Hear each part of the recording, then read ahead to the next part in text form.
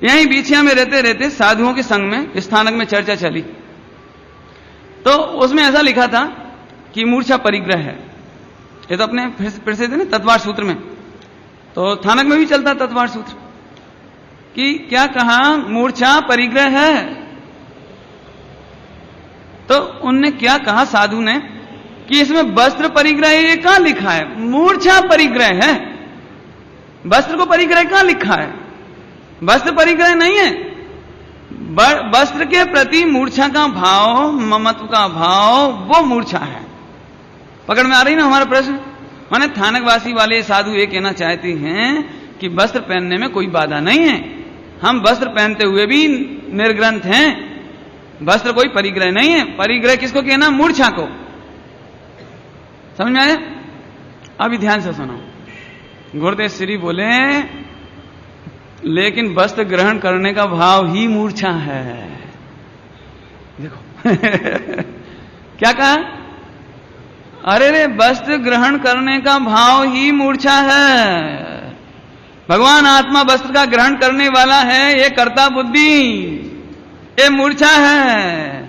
मैं वस्त्र ग्रहण कर सकता हूं, मैं वस्त्र पहनता हूं, मैं पहन सकता हूं, ये मूर्छा नाम का पहला परिग्रह मिथ्यात्व है।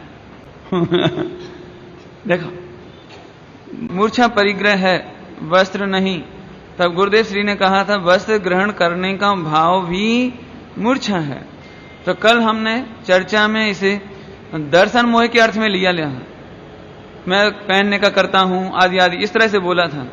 तो आप इसे दर्शन मोह अकेला मत समझना, साथ में चारित्र मोह में जो वस्त्र ग्रहण का विकल्प है वह भी मूर्छा है।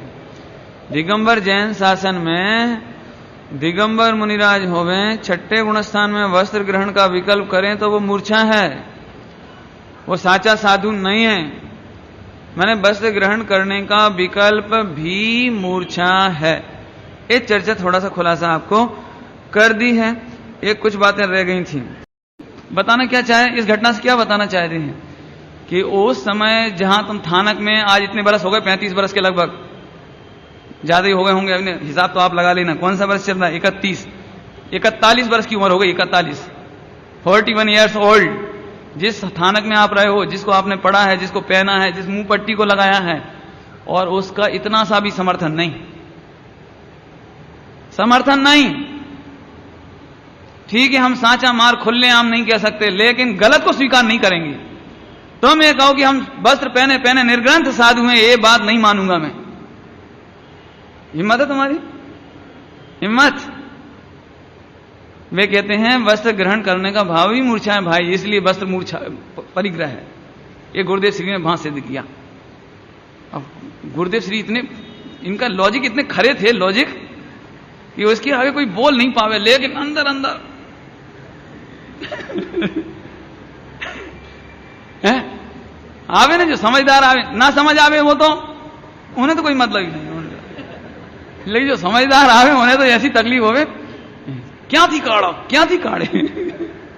अब कहां से बतावे, कहां से काढ़ते हैं, बतावे क्या, क्यों आधार तो सही में उनके पास भी लिखित में तो था ही नहीं, लेकिन अंदर से ये बात आती थी।